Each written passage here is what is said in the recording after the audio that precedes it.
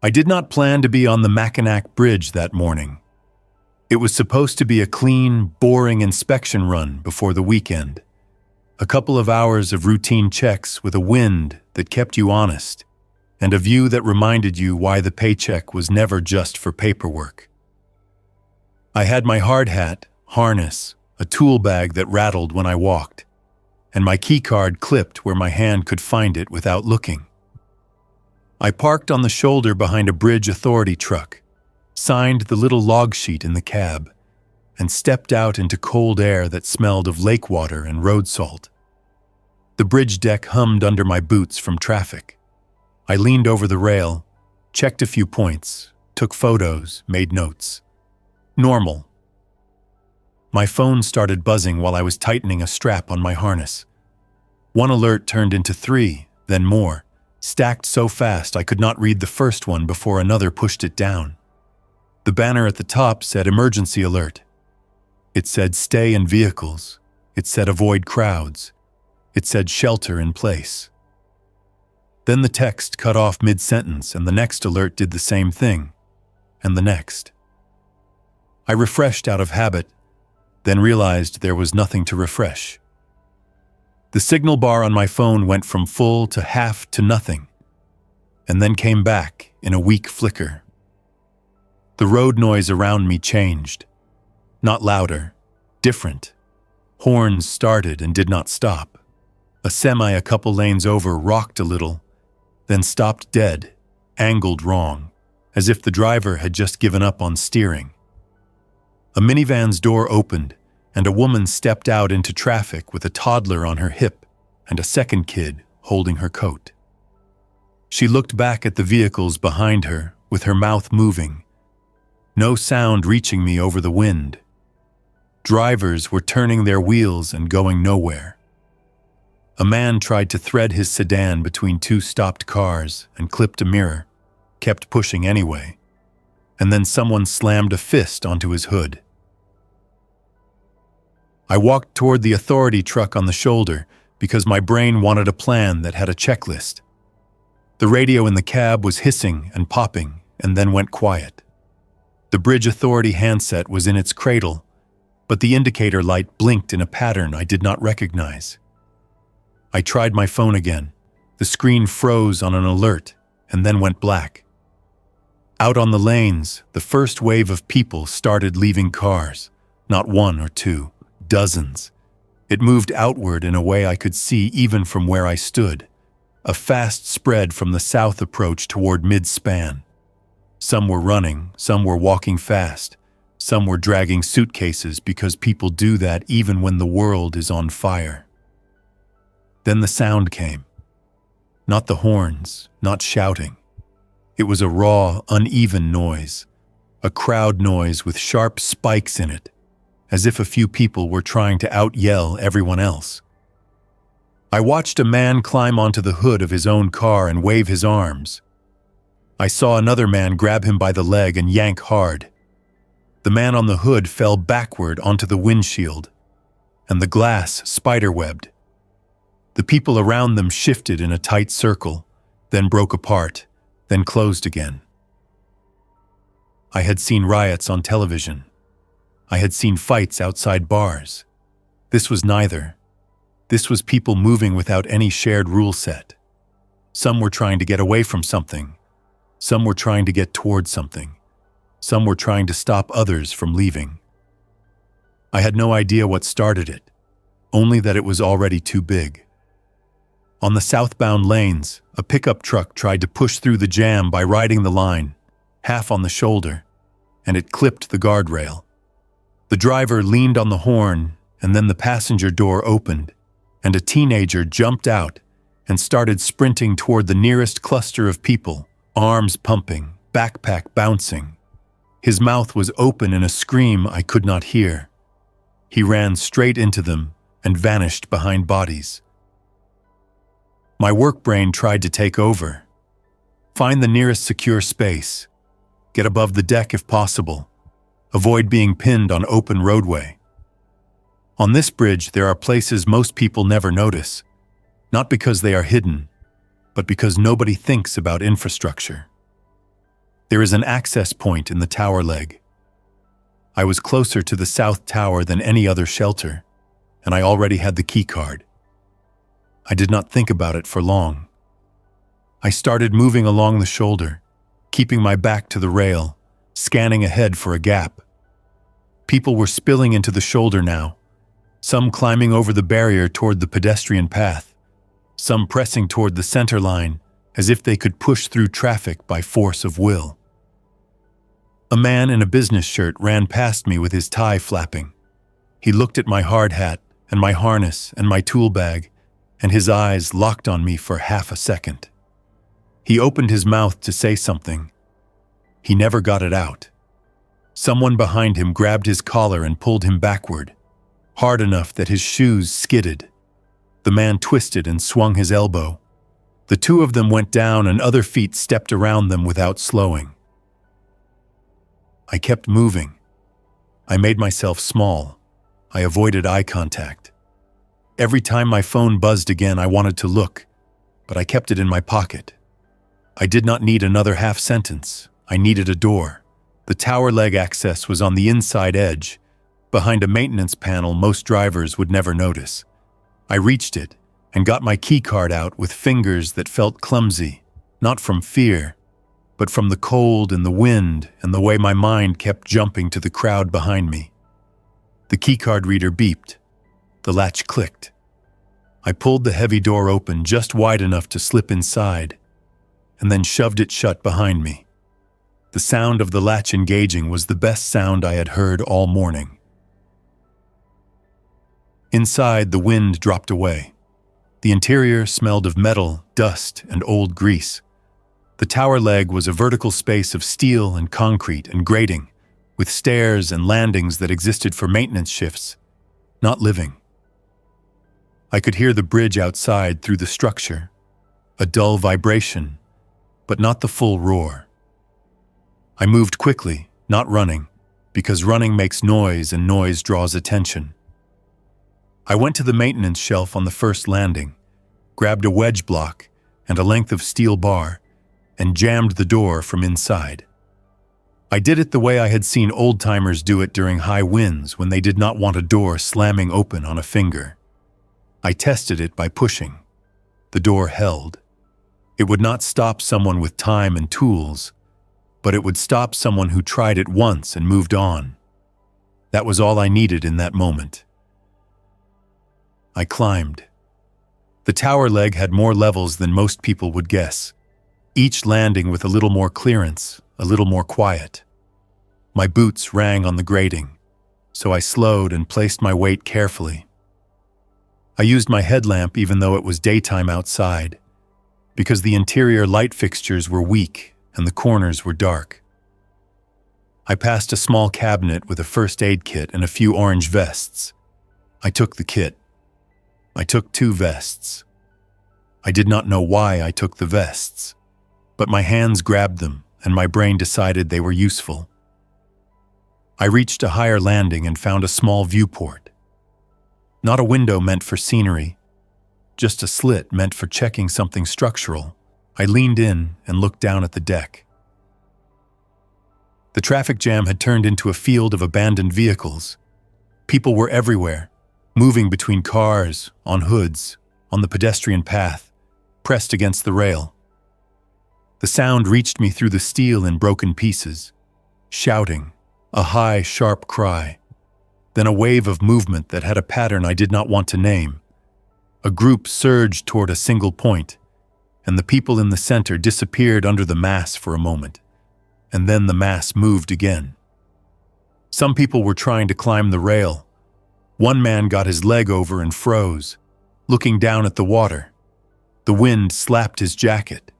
He pulled his leg back and sat on the top rail for a second, then dropped back onto the deck and ran the other way. My phone finally caught a sliver of signal, and a message came through from my sister. It was only 2 words. "Where are you?" Then nothing. I tried to reply. It failed. I tried to call. No connection.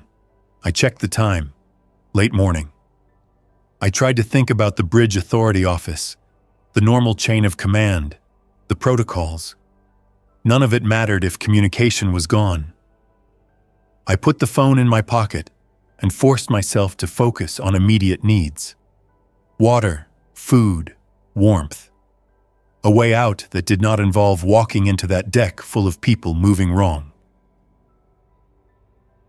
I went back down one landing and opened the cabinet again. There were a couple bottles of water, the small kind meant for a quick shift. I took them. There were a few packets of crackers, dusty but sealed. I took those too. I found a roll of tape, a length of rope, and a small bucket that was used for hauling tools. I stared at the bucket for a long moment. The thought arrived clean and simple. Lower the bucket. Get supplies from the deck without going down there. It sounded smart until I pictured myself leaning out of a hatch with a rope while the wind tried to twist me sideways. Still, it was better than sitting and waiting for my throat to dry out. I moved higher again until I found an exterior service hatch that opened onto a narrow platform. The platform was not meant for standing around. It was meant for stepping out, doing a task, stepping back in. I clipped my harness to a fixed point, tested it twice, then opened the hatch. The wind hit me hard enough to force me to brace a shoulder against the frame. The bridge below looked even worse from up here. I kept my face turned away from the deck as much as I could, because every time I looked straight down, I found something new I did not want to understand. I tied the rope to the bucket handle with a knot I trusted, lowered it hand over hand until the rope ran out. The bucket dangled far above the deck. I had misjudged the distance. The tower was taller than my mental math wanted to admit, and the rope length was not enough. I pulled the bucket back up, arms burning from the effort, but I did not narrate that to myself. I just worked. I went back inside, found more rope in a storage bin, and spliced it with tape and a second knot. Not pretty. Better than nothing. I tried again, slower this time, letting the bucket swing until it settled. It dropped far enough that it was still a few yards above the deck. I needed a way to catch something without the bucket touching the ground. I could not hand a note to someone. I could not ask a stranger to help. Down there, any movement toward me would draw attention, and attention was not safe. I changed the plan. I used the bucket as a fishing lure for objects, not for people. I lowered it closer to a cluster of abandoned cars. It swung in the wind, tapping a roof once, then drifting away. I watched for a long minute. No one noticed it. Then a man looked up. He pointed. He shouted something and started moving toward the car under the bucket. My hand tightened on the rope and I pulled up a foot without meaning to. The bucket rose and the man broke into a run, eyes locked upward. A second person saw him and followed. A third joined. The bucket was not a tool anymore. It was a signal flare. I hauled it up fast, rope sliding through gloved hands, the bucket bouncing against steel once. I shut the hatch and locked it and sat down on the grating with my back against the wall. That was my first clear lesson. Anything that looked like help would become a magnet. Anything that looked like supplies would become a fight. If I wanted to survive up here, I had to be invisible. Not heroic, not helpful. Invisible. I drank half a bottle of water, not because I was thirsty, but because rationing starts before thirst, not after. I ate 2 crackers and stopped. I listened. The sounds from the deck did not fade. If anything, they got worse as the day pushed on.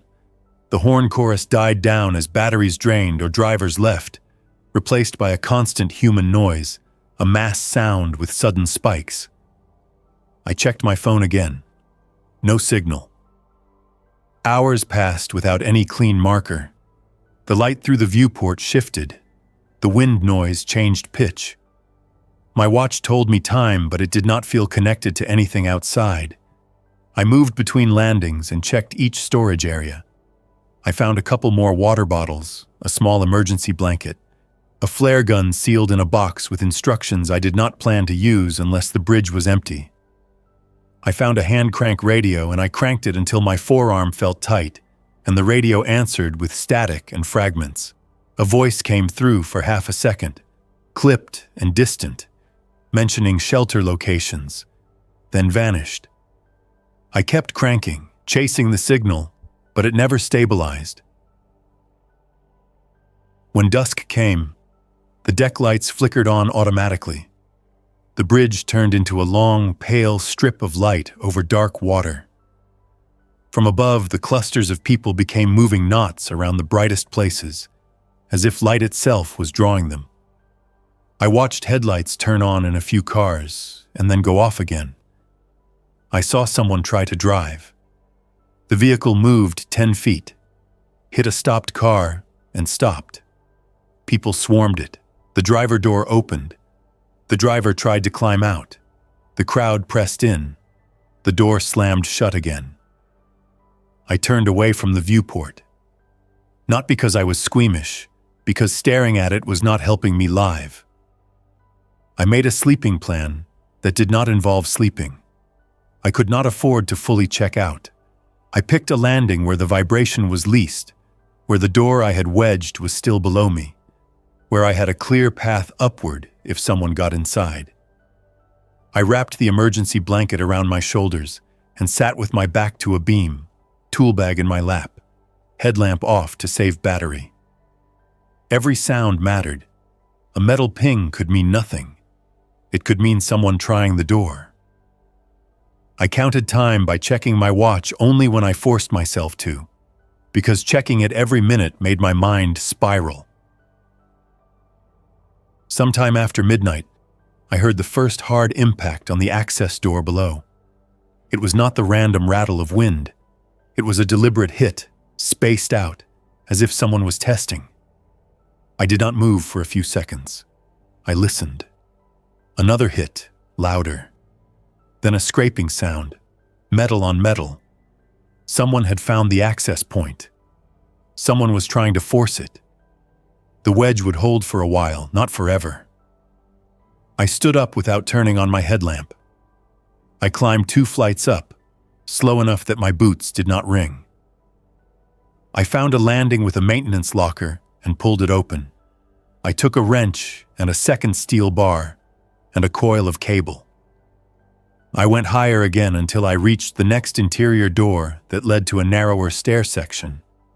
I closed it and used the cable to lash the handle to a fixed point. It was crude, but it would slow someone down. The impacts stopped. I waited. Minutes later, the impacts started again, then stopped again. A voice drifted upward through the structure. Male, calm, not yelling. Bridge guy. Pause. I know you're in there. Another pause. I do not want trouble. He said it as if trouble was a choice you made at a store. I stayed silent. Silence was my only protection. The man spoke again. Open up. I just want to talk. Then his tone shifted, still calm but with an edge. If you do not open it, I will open it. I moved higher again. I was not going to argue with a stranger through a steel tower while the bridge below was full of infected and panicked survivors. I found another viewport and looked down toward the access point. The angle was bad, but I could see a flashlight beam sweeping across the base of the tower leg from the outside.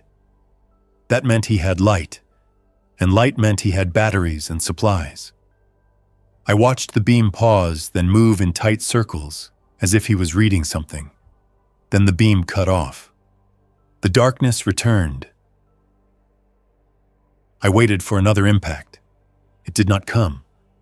Instead, I heard footsteps on the deck below the tower, a different rhythm than the crowd earlier. Controlled. A person walking with purpose. Then the faint clink of tools. Then nothing. I forced myself to think. If he was alone, he might give up. If he was not alone, He might have someone watching the tower from a distance. Either way, the safe move was to make myself even harder to find. The tower leg had sections above the main interior where you could climb into narrower spaces. Not comfortable, still safer than being cornered near the door. I climbed into the higher section and pulled the interior hatch shut behind me. The space up there was tighter, with beams that forced you to turn sideways in spots. The smell was stronger, old dust and rust. I sat on a narrow grating and listened. The next sound that came was not from inside. It was from the bridge deck. A long, drawn-out scream that cut off abruptly. Then another, shorter.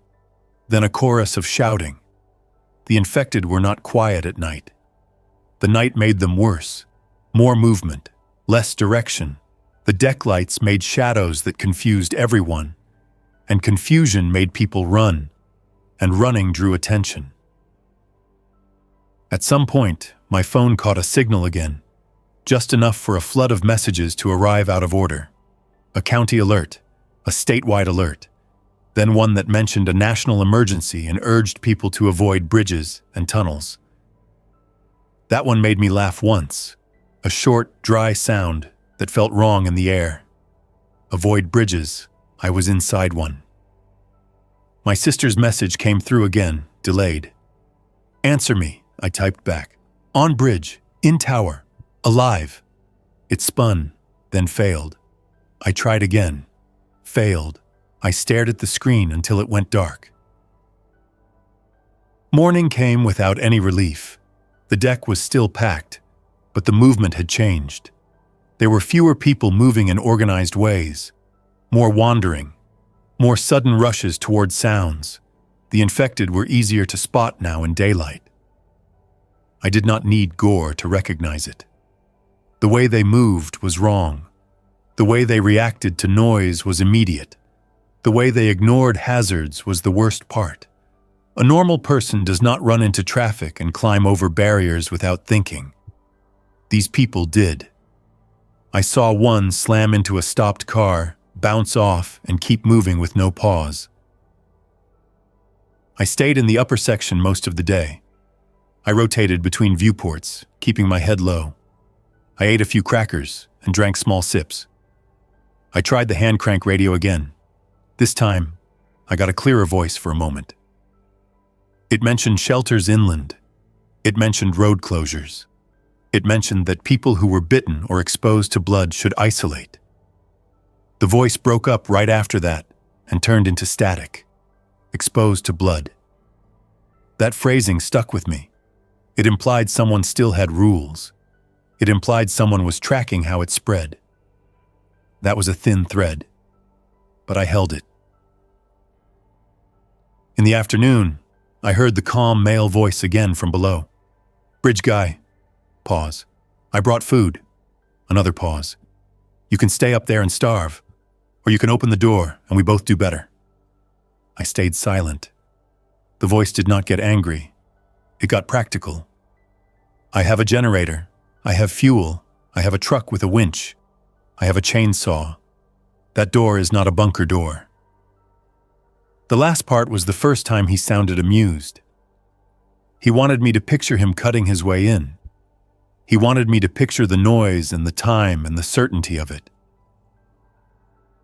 I moved to a lower viewport where I could see the base again. This time I caught a glimpse of him. He was on the shoulder near the access panel, wearing a dark jacket and a ball cap. He was not alone. A second person stood farther back with binoculars. The second person had a long object held close to his body, not a tool bag, a rifle. I did not need detail. The posture told me. The way he kept his distance told me too.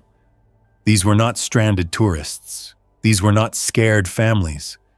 These were people who had already turned into something else. The man in the cap spoke again, louder now. You are an inspector, right? You know where the good stuff is. He tapped the access panel with something. These towers have cabinets, tools, fuel, maybe keys, maybe radios. I want in. He paused and looked up, scanning. You open the door, you come down, you show me, we split it, you keep your life. He said it with a flat tone that made the last word feel conditional. I backed away from the viewport. My mind ran through options fast. I could not fight two armed men in a steel tower. I could not negotiate without giving away my exact position. I could not wait until they left, because they had resources and patience. That left one option I did not want. I had to leave the tower. Not the bridge, not yet. Just the tower leg. The bridge has an underside catwalk, a maintenance path that runs along the length under the deck. It is narrow, exposed, and built for workers in harnesses. It is also invisible from most angles unless someone is specifically looking. If I could get from the tower interior to the catwalk without being seen, I could move away from the access point and find another way off the bridge. I spent the next hour preparing without rushing. I checked my harness. I clipped my tool bag to a carabiner. I wrapped the emergency blanket tight and stuffed it into the bag. I took the hand crank radio even though it was heavy. I took the rope. I left the flare gun. Flares were loud. Loud was a death sentence down here. I found the interior hatch that led to the catwalk access and eased it open a few inches to listen. The outside wind noise washed in. No voices close. No footsteps on the grating outside. I opened it wider and stepped out onto the narrow platform that connected to the catwalk entry. The underside of the bridge felt like a different world. Above me, the deck thumped with chaos. Below me, the straits rolled dark and cold. The catwalk was a strip of grating with a handrail and nothing else. The wind was stronger here, not blocked by the tower. I clipped into the safety cable and started moving along the catwalk, keeping my head down, moving with slow, steady steps. The bridge structure made a constant metallic hum that masked smaller sounds. That worked in my favor. I kept my headlamp off. Daylight filtered down enough to see the grating and the cable, and I did not want a bright beam advertising me. I moved for what felt like a long time. The tower fell behind me. Every few minutes I stopped and listened. Above, the deck noise shifted constantly, but it was still the same ugly chorus. Below, the water noise was steady, a low slap against the bridge supports. The cold was sharper down here, cutting through my gloves and making my fingers stiff. I flexed them when I stopped, then kept going. I passed structural braces and maintenance boxes bolted to the underside. I forced myself not to open anything. If I found something useful, it would slow me down, and the men back at the tower would not stay fooled forever. Halfway between towers, the first real problem hit. A group of infected had found a way down from the deck to an access area near a maintenance ladder. I saw movement through the grating above, then heard the scrape of feet on metal. I froze and flattened myself against the inner side of the catwalk, fingers tight on the rail. One of them dropped down onto a lower platform a short distance ahead of me. It hit hard, stumbled, then stood and turned its head in sharp, quick angles. It was listening. I stayed still. My tool bag swung slightly, and I steadied it with my hand until it stopped. The infected stepped closer to the catwalk, fingers curling around the rail, testing it. It started climbing onto the catwalk, and I had no clean escape route except going backward, which would put me closer to the men at the tower, or going forward, which would put me within arm's reach of something that did not move like a person anymore. I chose a third option. I eased my tool bag off the carabiner and lowered it down over the outer edge of the catwalk until it hung below, out of reach and out of sight from above. The weight pulled on my shoulder, but it bought me space. I then slid sideways along the catwalk rail, keeping the infected between me and the inner structure so it had less room to turn toward me. The infected stepped fully onto the catwalk and started moving toward where it thought the sound was.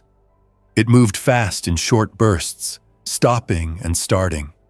I stayed pinned tight to the rail, shifting only when it looked away.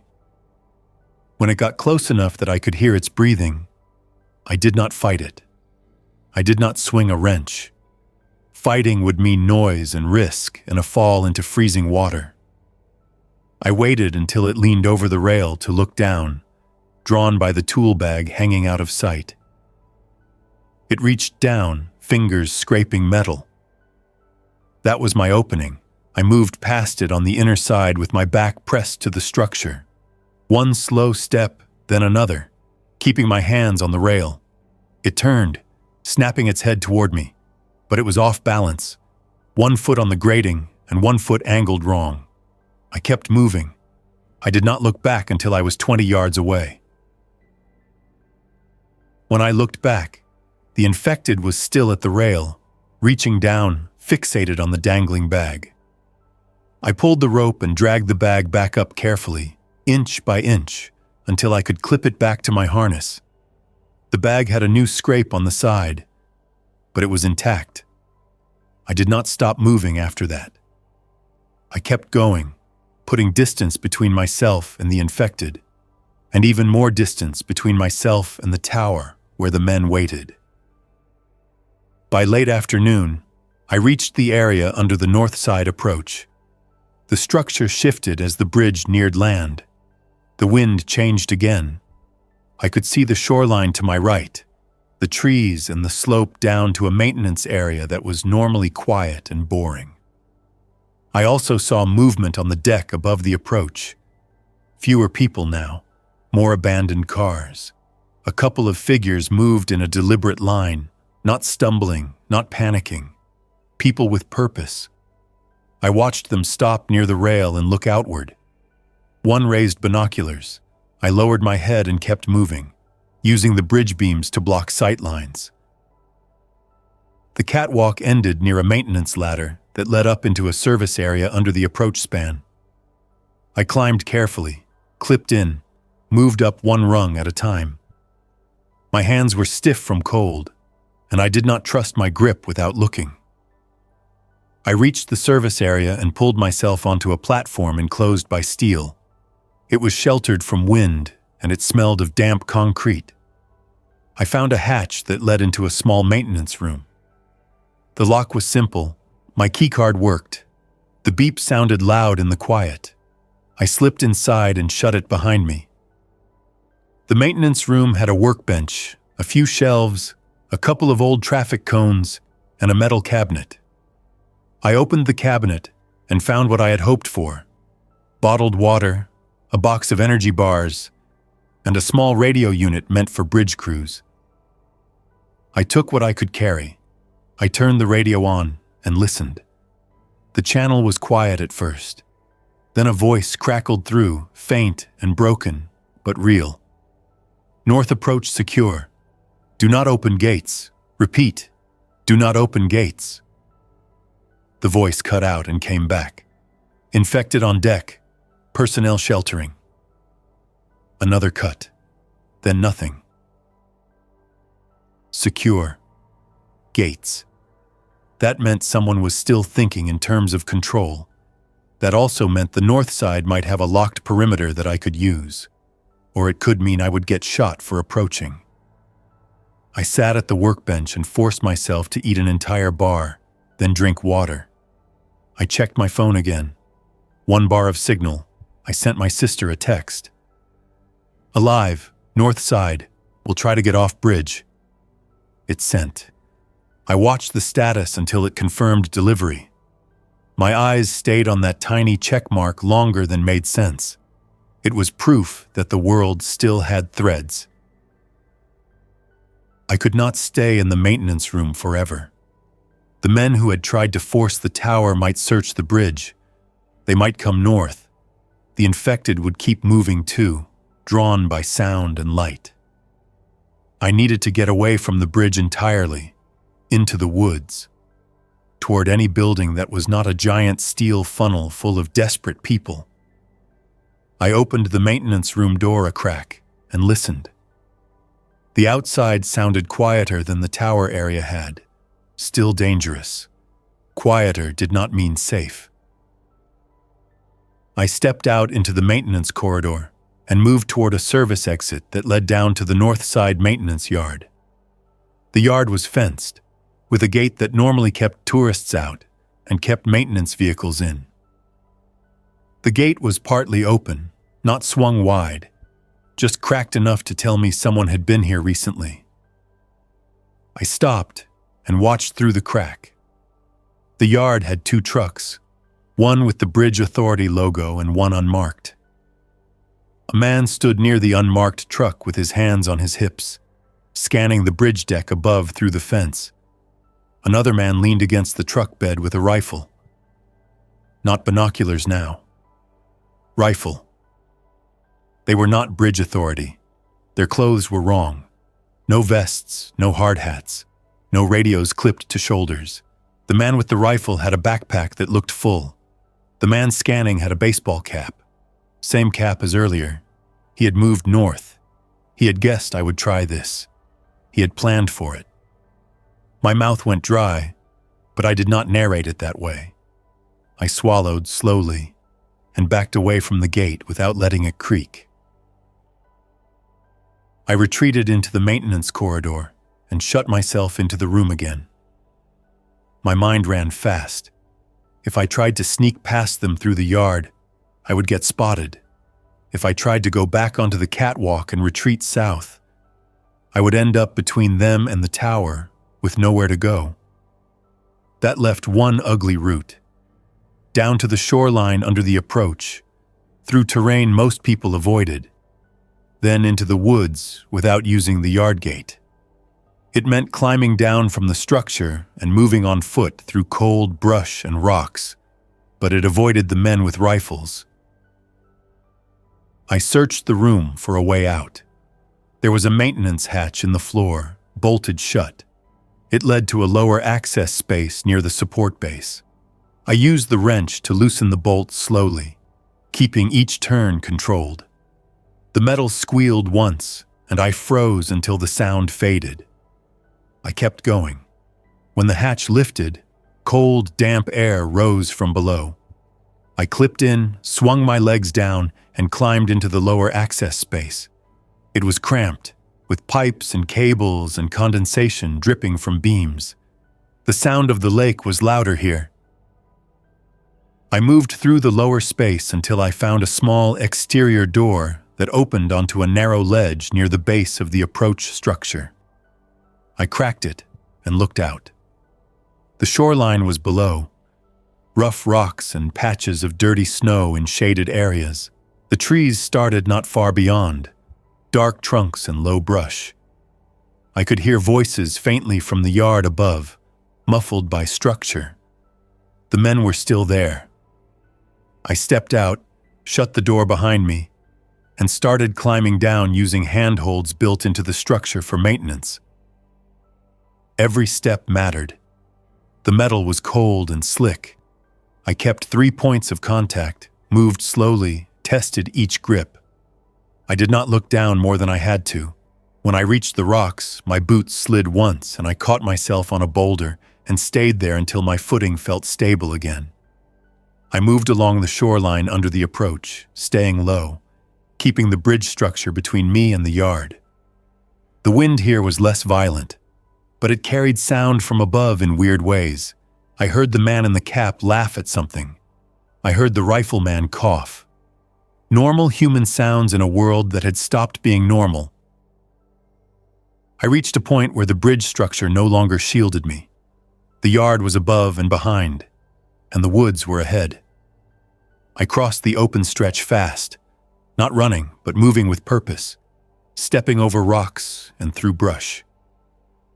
My tool bag snagged once, and I stopped and freed it without yanking. Yanking makes noise. I reached the first line of trees and slipped under the branches, letting the forest swallow me. The ground was uneven, covered in dead leaves and patches of snow. My boots left clear prints. I hated that. I moved off any straight line, zigzagged through brush, stepped on rocks when I could. It was not perfect, but it was better than a straight trail. I heard a shout behind me from the direction of the yard. Not my name, just a sharp call. Then another voice answered. I did not stop. I kept moving deeper into the trees, forcing myself to stay quiet even as branches scraped my jacket. I moved for a long time until the bridge noise faded into a low background hum. When it finally disappeared, the silence felt wrong. The world should not be that quiet.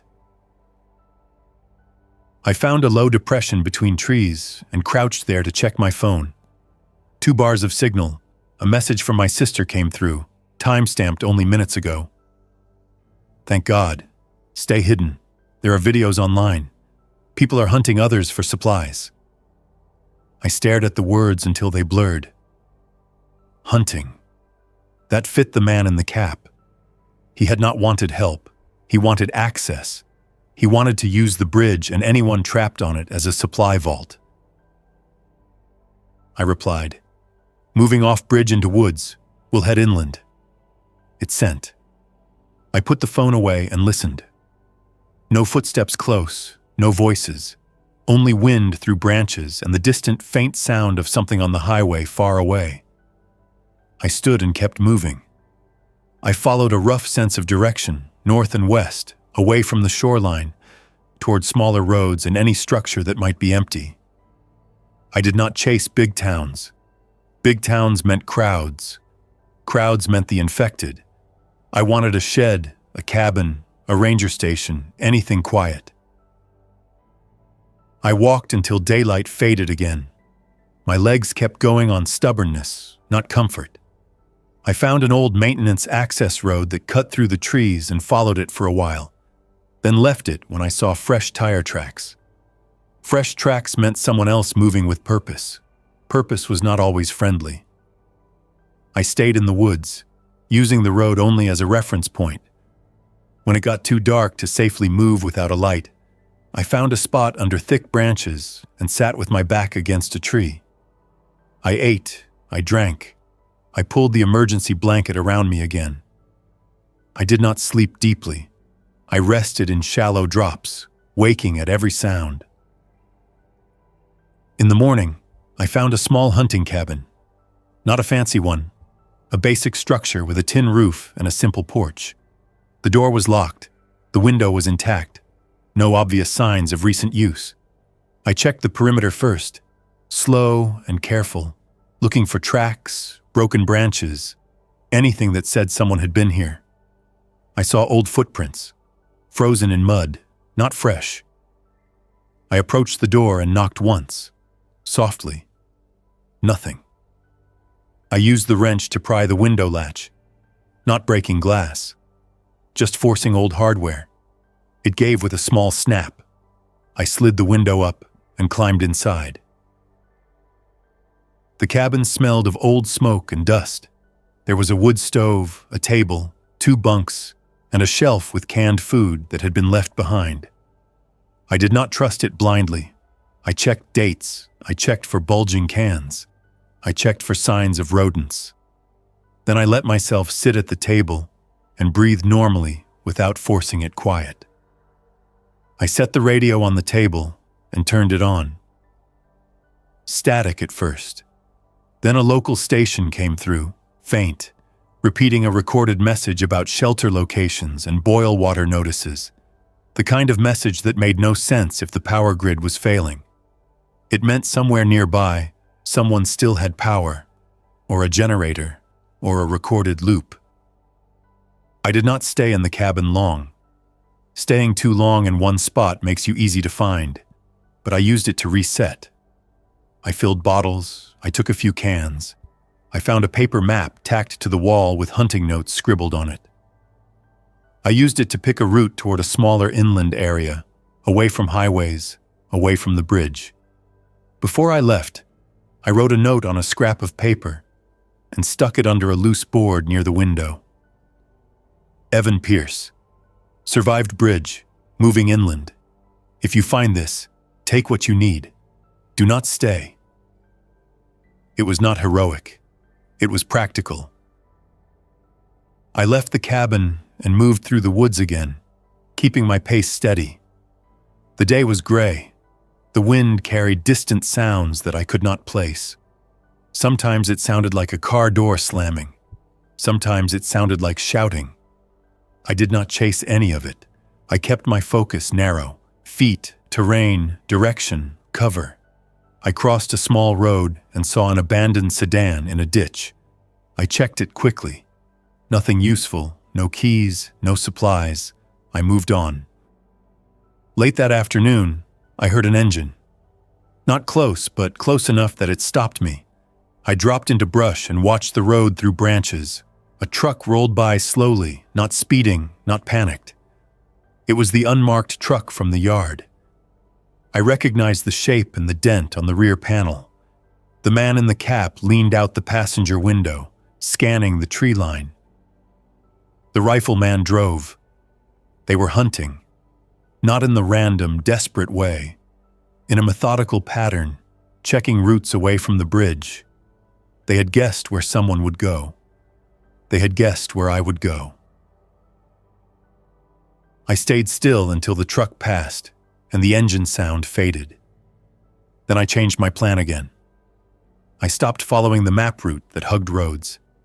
I cut deeper into the woods and aimed for rougher terrain, places a truck could not follow. It slowed me down, but it broke their advantage. I moved until the light faded, then moved a little more. I found a low ridge and followed it, using elevation to see without being seen. When I finally stopped, it was because the dark forced me to, not because I felt safe. On the third day after the bridge, I found the first sign of organized help. Not a rescue helicopter, not a convoy. A simple hand-painted sign nailed to a tree near a dirt road. Checkpoint ahead. Do not approach with weapons. Call out first. Under it, a smaller note. Sick or bitten, stay back. The writing was shaky but clear. It was the first thing I had seen that felt designed to keep people alive instead of keep people out. I approached slow, hands visible, tool bag slung low. I called out before I reached the clearing. "Hello, I am not armed. My name is Evan. I came off the bridge." A voice answered from behind cover. "Stop right there." Another voice, female this time, tense. "Turn around slowly. Show your hands." I did it. I heard footsteps, careful. A man stepped into view, holding a shotgun at a low angle, not pointed at me but ready. He wore a hunting jacket and had a bright orange vest over it. A woman stood a few yards behind him with a pistol, eyes locked on my hands. "Drop the bag," the man said. I set it down gently. "I am an inspector, bridge authority contractor. I got trapped in a tower leg when the outbreak hit. I got off through the underside catwalk. 2 men with rifles tried to force the tower and followed me off the north side." The woman's eyes sharpened. "What did they look like?" "Baseball cap, dark jacket, 1 rifle, unmarked truck." The man and woman exchanged a glance. The man nodded once, tight. "We saw that truck yesterday." He circled the area. They did not rush to welcome me. They did not hug me. They did not do the movie thing. They did the practical thing. The man walked a slow circle around me, looking for bites, looking for blood on clothes. The woman asked short questions. "Any exposure, any scratches, any contact with blood?" I answered honestly. "No bites, no blood contact. I stayed above. I avoided people." That last part sounded cold, but it was true. Cold truth keeps you alive. They brought me into a small camp built around an old utility building. There were 3 more people, all armed, all tired. A radio sat on a table with a car battery rigged to it. A map was taped to the wall with marked routes and danger notes. They gave me water. They gave me a bowl of soup that tasted plain and perfect. They listened when I told them what I saw on the bridge, not because it was dramatic, but because it was useful information. They wanted to know how the infected moved, how people behaved, where the choke points were. I told them. I kept it grounded. No exaggeration. That night, the unmarked truck came back. We heard it on the dirt road before we saw it.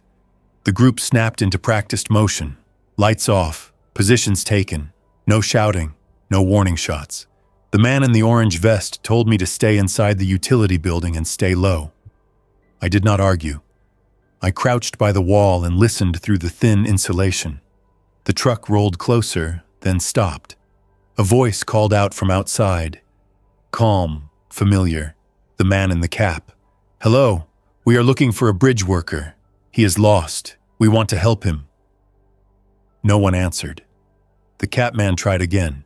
"We have food. We have fuel. We can trade." Still nothing.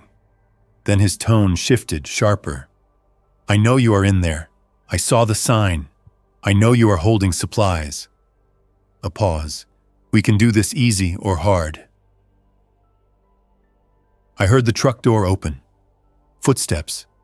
Then another set. Then the scrape of something heavy being lifted from the truck bed.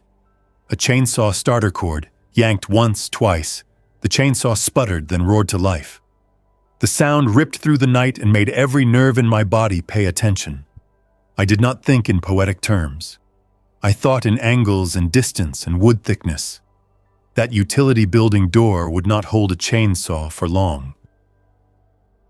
Outside, the group did not wait.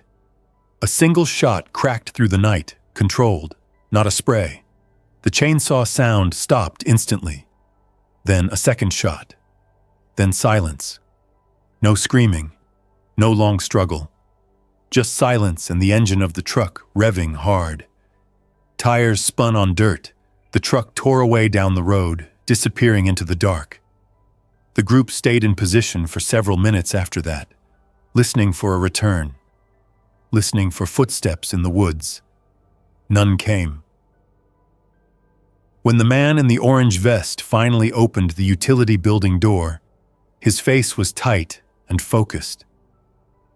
"You said he had a chainsaw." "I heard him threaten it at the tower," I said. The woman with the pistol nodded once. "He is not done." The man looked at me. "You just made yourself useful, Evan. Not because you fought, because you saw it first and you told the truth." I slept that night in short pieces, but I slept more than I had since the bridge. In the morning we moved camp. Not far, but enough to break any pattern. The group explained the rules without drama. No lone runs, no unnecessary noise, no approaching strangers without cover, no taking risks for pride. It was strict, and it made sense. I helped where I could. I checked the building structure. I reinforced a door hinge. I rigged a simple alarm line with cans and cord. I used my normal skills, just pointed at survival instead of maintenance reports. 2 days later, we heard on the radio that the bridge had been closed by remaining personnel and that the deck was considered contaminated. The message was clipped, repeating, probably recorded. It did not matter. I already knew what the bridge had become. A giant choke point full of trapped people and trapped infected and trapped predators who saw opportunity. I sat outside the new camp that evening, watching the tree line and the gray sky beyond it. And I thought about the tower leg, the steel walls, the view that had made me feel safe for the first hour. It had never been a safe place. It had been a pause, a temporary advantage.